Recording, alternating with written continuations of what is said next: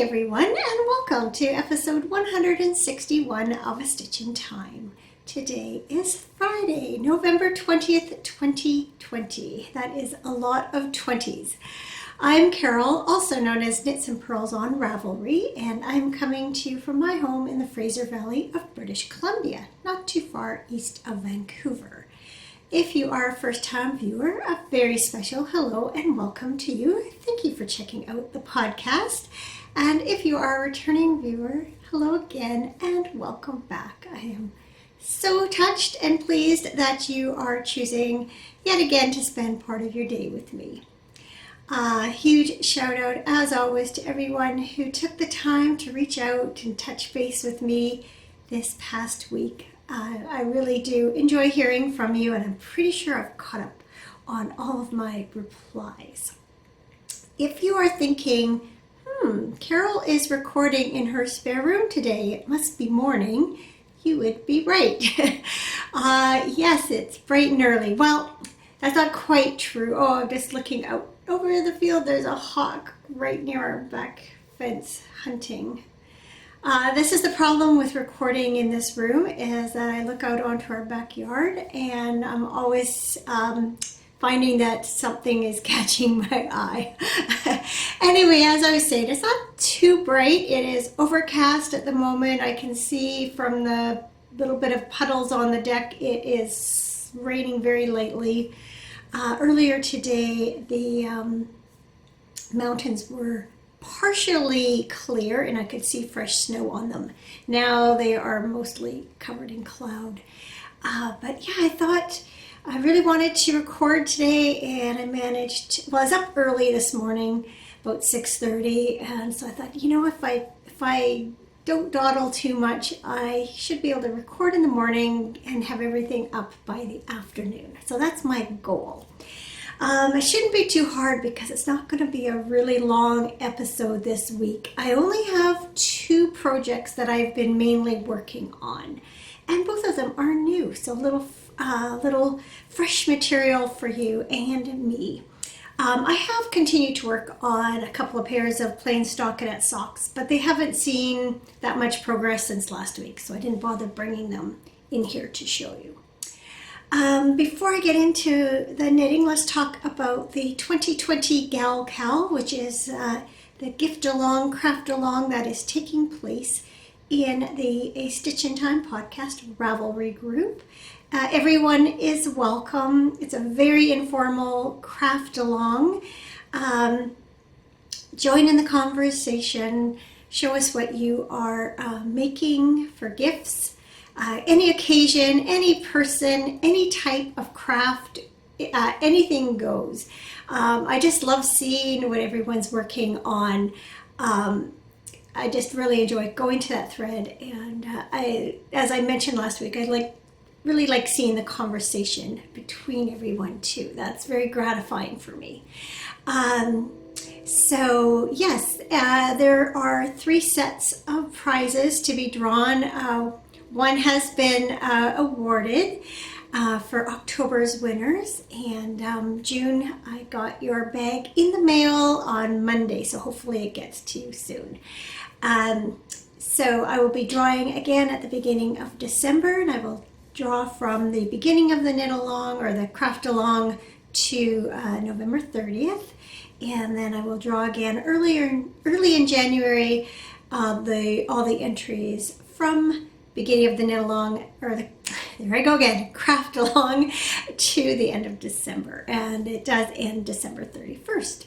So winners can win either a project bag, or I'm also awarding a second prize of a giftable pattern on Ravelry up to the value of $10 US. So all you have to do to enter is go and participate in the chatter thread. That's it. The only rule is you can only win once. So what have I been working on this week? Well, I finally, now that I got the Sock Monkey gifts all done, I started on a new gift for my newest great niece, who was born in January. before I talk about it, I'll just let you know that my sister delivered the sock monkey sweater and baby hat to my niece on Wednesday. She went there to babysit while my niece took the new baby for a doctor's appointment. He is growing, that little boy. He's just doing great. So anyway, she sent pictures and a little video of my older great nephew opening his sweater. So it's funny because I wrapped his in a box with Cars wrapping paper, like Cars the movie. So I guess he at first thought there was a car in the box because there were cars on the wrapping paper. And then apparently he was fascinated by the pom-poms. At first he was calling them balls, but then he learned the word pom-pom. So saw some cute pictures of the two of them on the couch with their sweaters and matching hats. And I wish I could share it with you. As I mentioned last week, my niece doesn't have her kids up on social media at all, so I respect that, and so they'll just have to take it from me that they just look so cute. I was just it was just so gratifying to see them wearing them. So I thought, I better get to work on my great niece's cardigan.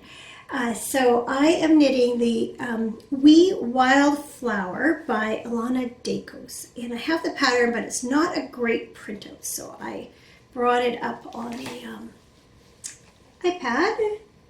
Hopefully not too much glare so you can see what it looks like. So there, this is modeled after the original, not sure if she has a picture here, no.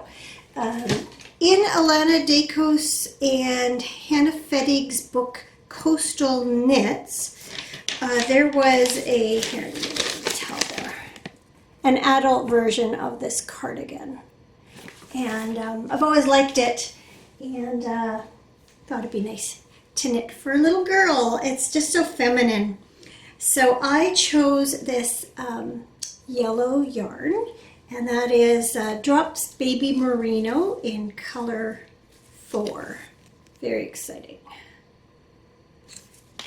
I love this yellow. Oh, can you tell? I just realized it really does. Oh, you can't see it in camera there. Anyway, trust me, it really matches the walls in this room. And on camera, it looks like a really pale lemon yellow. It's more of a butter yellow. A little bit darker butter yellow. Not sure if that helps or not. Anyway, so I have completed the body up to the armholes. I have split for the front and back. I've knit the front or the fronts, and I'm currently working on the back. So it doesn't look like much the way I'm holding it up, unfortunately. There you go. So I'm going to, there's the back. I'm going to bring this in much closer so you can see the detail. First of all, it has this really beautiful scalloped hem, which is much easier to knit than it looks. And then the feature of this sweater is these beautiful little pockets with these wildflowers done in baubles. Again, not that difficult. Now, while I was knitting this, I was finding it a little difficult because this stockinette just rolled. It was like knitting this just all the time, so you couldn't really see the work. And you first knit the pocket linings, and then you knit them you cast off these pocket stitches, and then you knit the pocket linings into the sweater, and then sew the pocket lining to the sweater. And as I say, it was all rolled up. You couldn't see any of this. So, and I was really dreading I was dreading sewing the pocket linings anyway. But I thought there's no way I can do that with this sweater rolled up. And it was hard to measure how far I had knit in order to gauge when I needed to split for the sleeves. So anyway, one night before bed, I laid it out on my blocking mats with pins, and I just spritzed it with water. And by the next day it was dry, and as you can see, it's laying quite flat now, and it'll be even better once it gets a real full blocking. You can see, possibly, I know I can see the difference in gauge. Oh yes, you can see a definite line here from what I've knit since I blocked it. So the gauge is a little bit tighter unblocked. So anyway, I was dreading doing these pockets, and I sat down yesterday. That was my goal for the day, and I knew it was going to take a long time. There's two little seams, but I wanted it to be just right, and I wanted to make sure that the straight edges lined up with the knit stitches on the front side, and I of course wanted to make it as invisible as possible. So I'm pretty pleased with the job I did. So again, there's from the front. You can see a little bit where the stitches are. Of course, this hasn't been blocked yet either. And then there's my work from the back. So these are a couple of ends I've woven in. Once I block it, I will cut those ends. The other ends, I just left a little bit of length, and I just tucked them into the pockets because I thought, what are the odds anyone's ever going to see them there? So yeah, you can see sticking out there. I'll probably trim those off just a little bit shorter too. That seemed like a good place to hide the ends. So pleased with how this is going. Now that I've done the pockets, the hard part's over with, thankfully. So now I'll just have to knit the back a few more inches, just straight. And then you knit the sleeves separately, flat, I believe.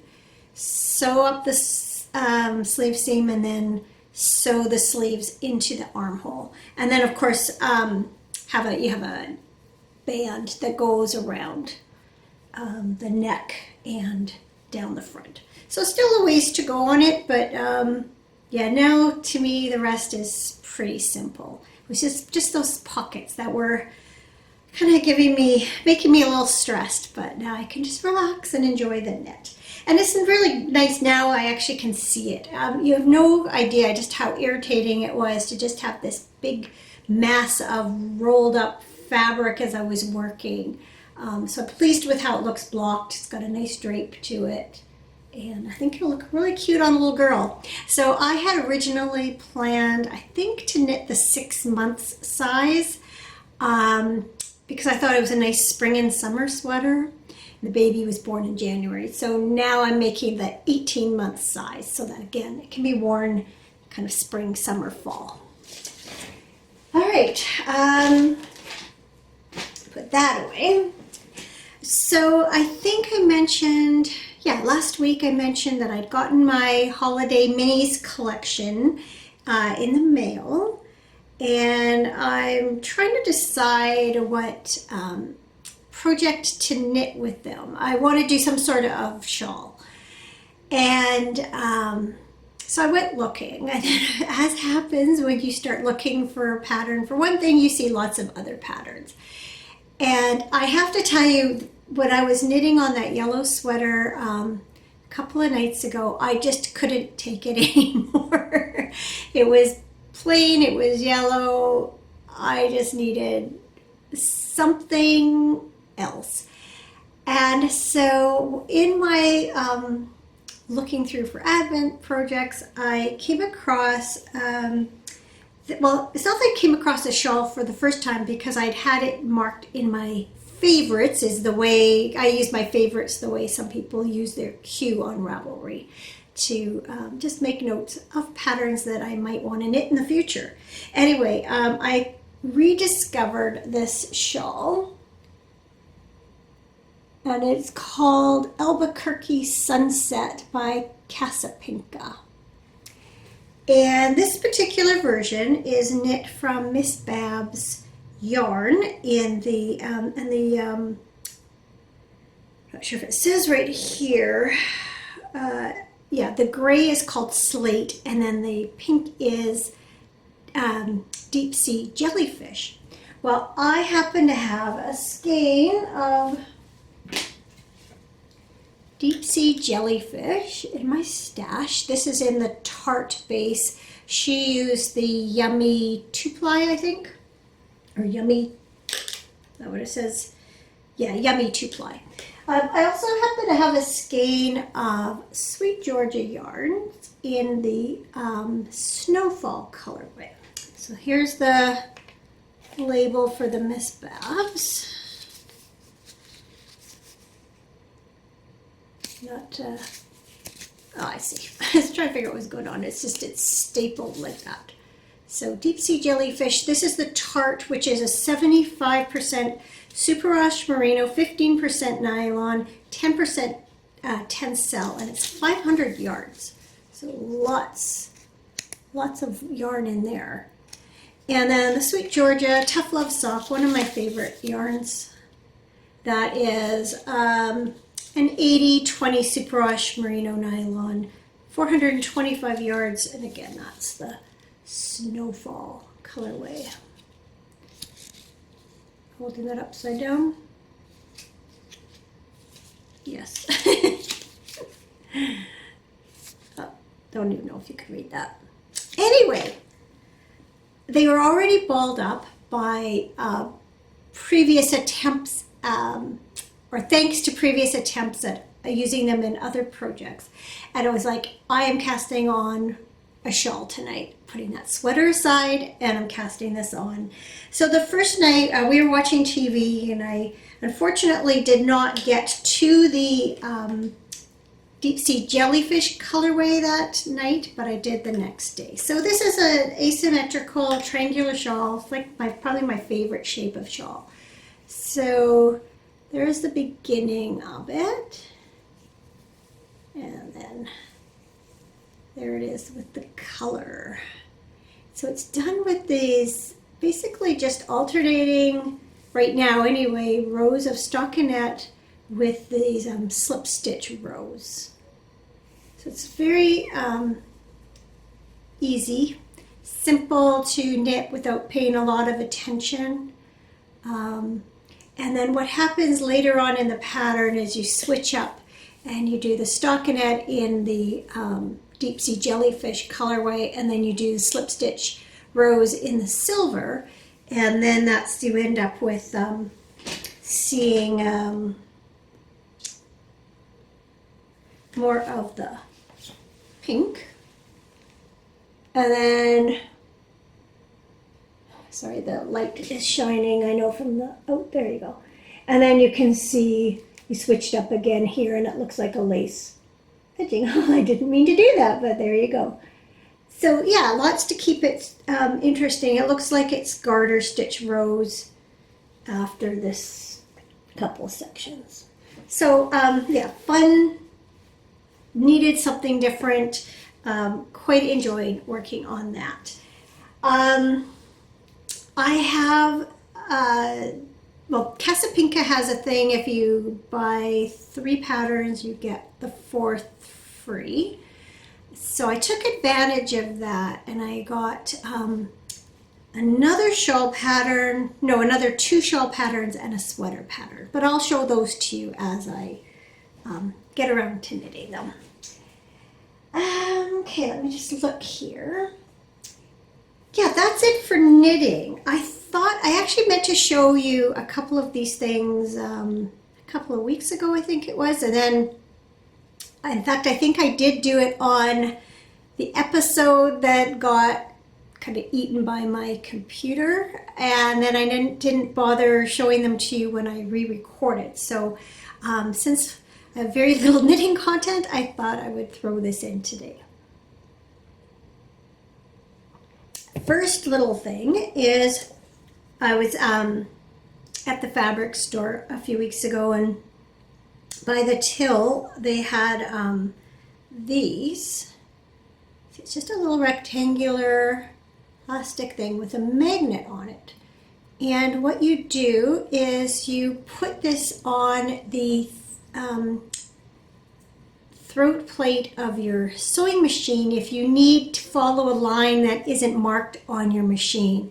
So when I do my project bags, especially on my old machine that I'm using now, I don't have as many markings as my new machine.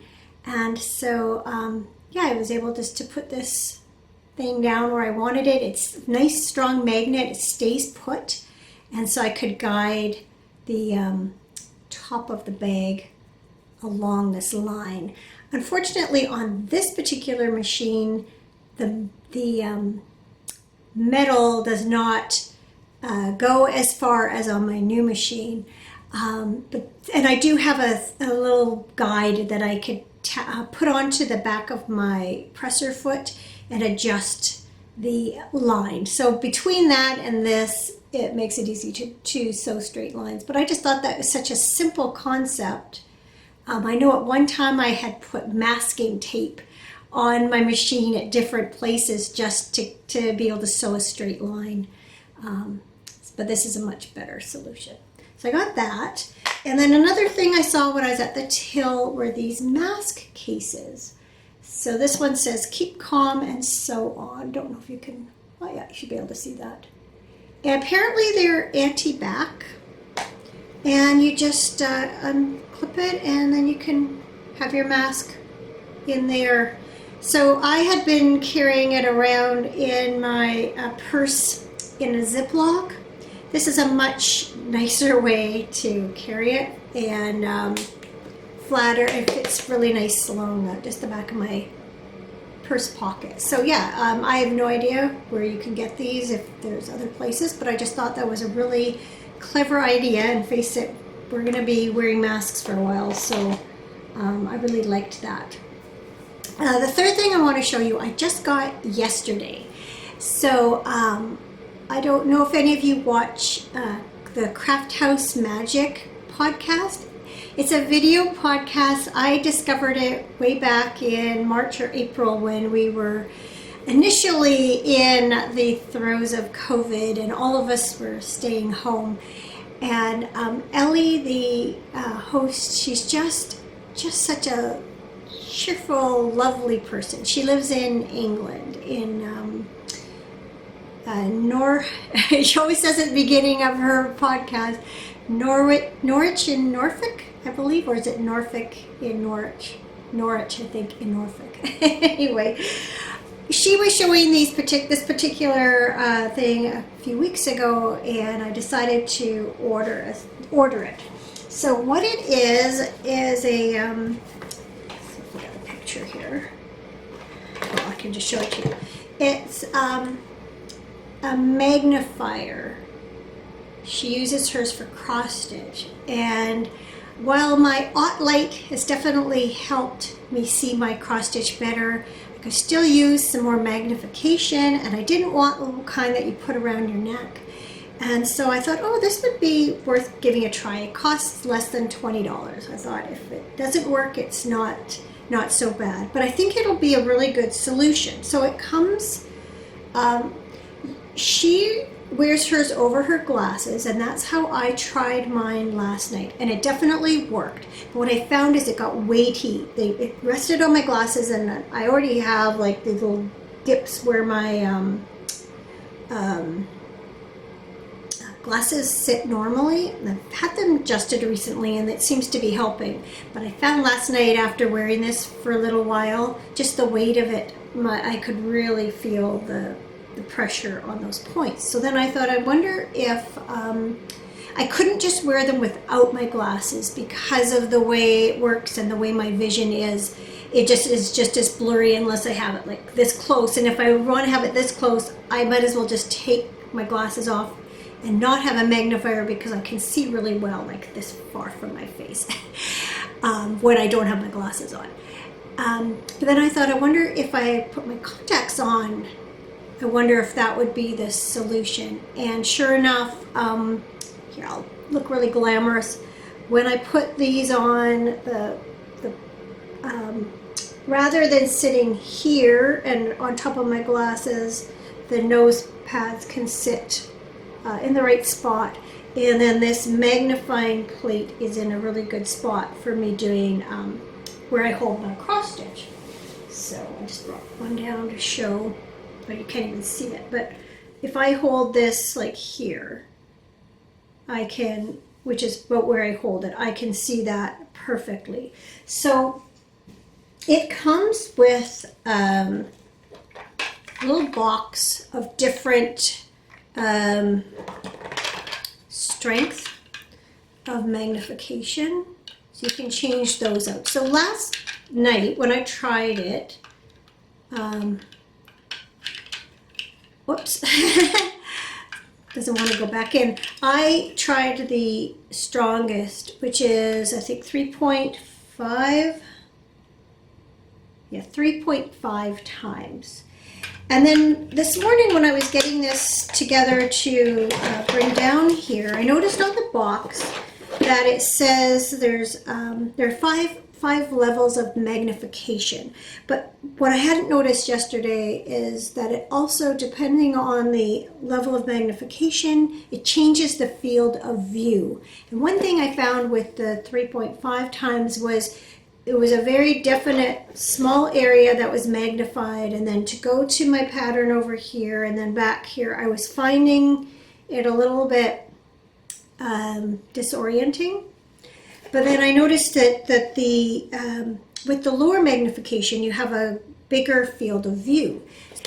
So this morning, before I recorded, I just sat down and started at the lowest level of magnification and worked my way up to see what would be the best. So the first level of magnification was really just like me putting on a pair of reading glasses.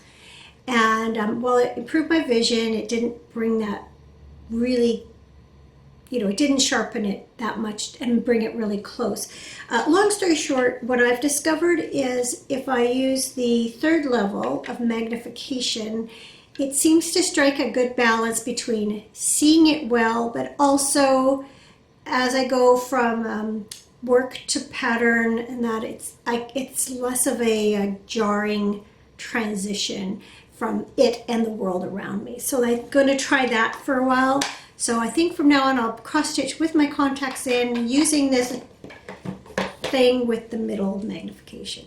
So that it's just great to find yet another solution that makes cross stitch possible for me, because I've missed doing it, and I used to do a lot of it, and I'm really enjoying being able to get back to it.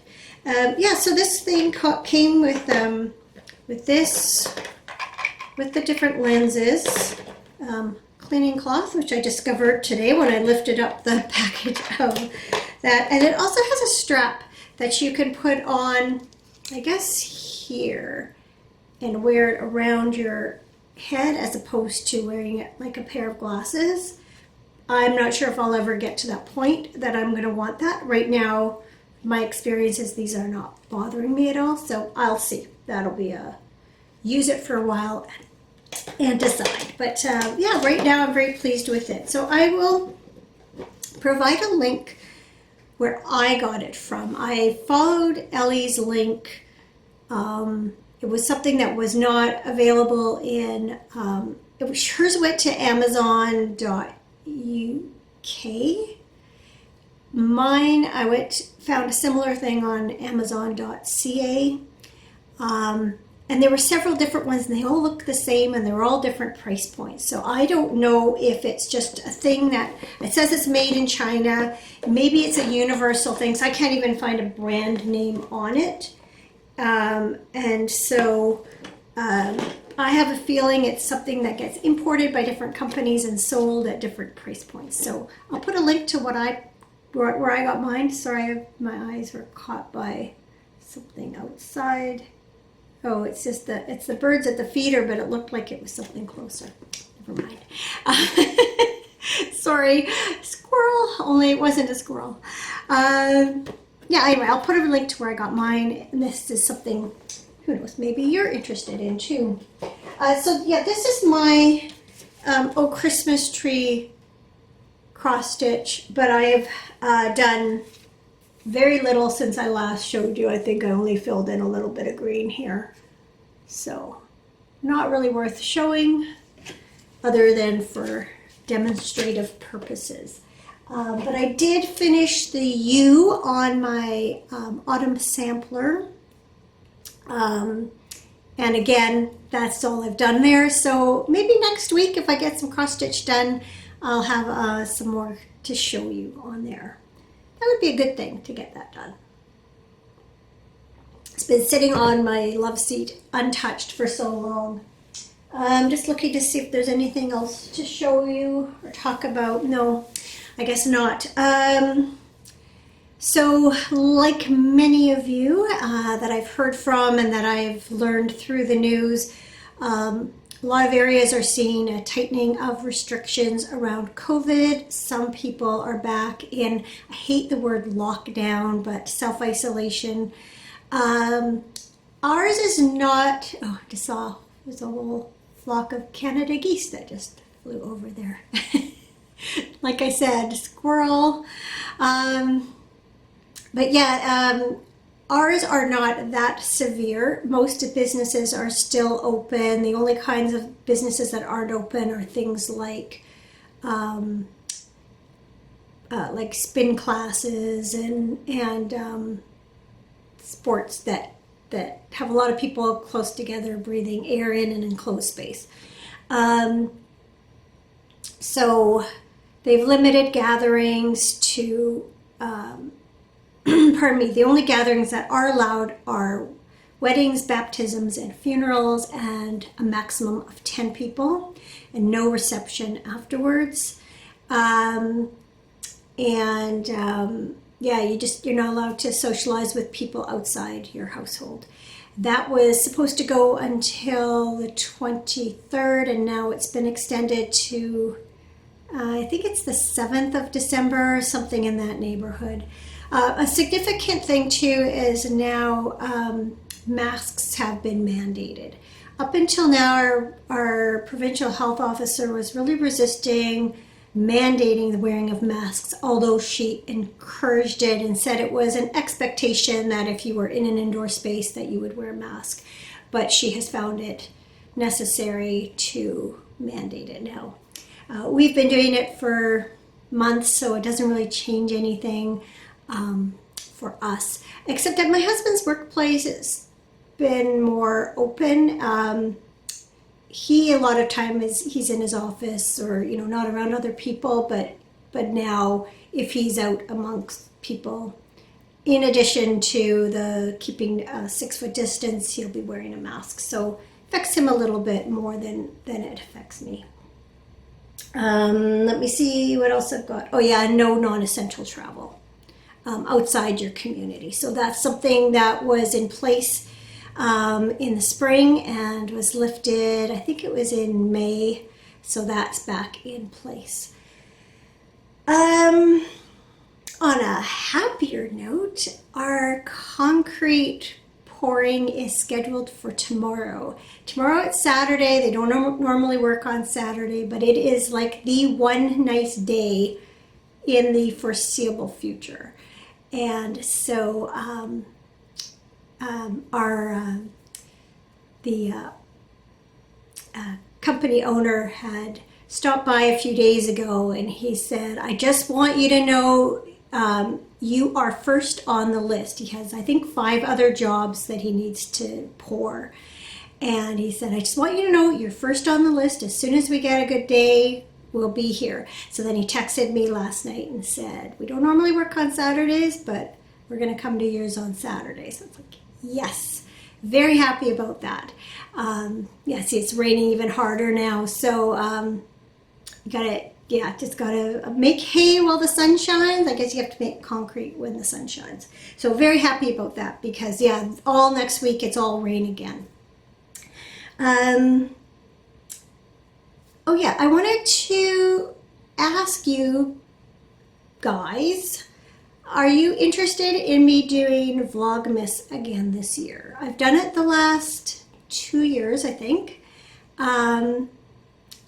I know there's not going to be a lot of interesting stuff going on simply because of COVID. So it's mostly going to be me here at home. Like previous years, I will open my holiday minis every day and show you what I'm working on, and you can see the progress of what I'm making with them. I once again filled my old David's Tea Advent calendar with chocolate. I bought some Quality Street chocolates, a selection of them, and then I got Cam to fill my calendar. And I had bought a few extra that I was going to enjoy before Advent, but he put them in the drawers too. So I'll randomly have an extra chocolate some days. Yeah, so other than that, it'll be whatever I'm crafting. I probably won't film boring things like housework, but my life's going to be pretty uneventful, let's say that, for the next month or so in the lead up to Christmas. Are you interested in seeing it, hearing about it? Let me know, because if there's not a lot of interest, then I won't bother. But if it's something you enjoy seeing, then I will do Vlogmas again this year. Pardon me. That leads us to something good, and that is that our grandson is turning 10 years old tomorrow. I just will never forget when he was born. Our daughter invited me to be there in the delivery room, and her mother-in-law was there as well. And I will just never forget seeing his little face for the first time. And while he was not fully born at the time, I remember seeing that face and thinking, that looks like a little boy face to me. And then sure enough. And I just walked around with permagrin for the rest of the day. So, yeah, he's going to be 10 years old. So, of course, COVID and restrictions, we will not be able to spend time with him face-to-face. We will head over at some point in the day and just drop off his birthday gift.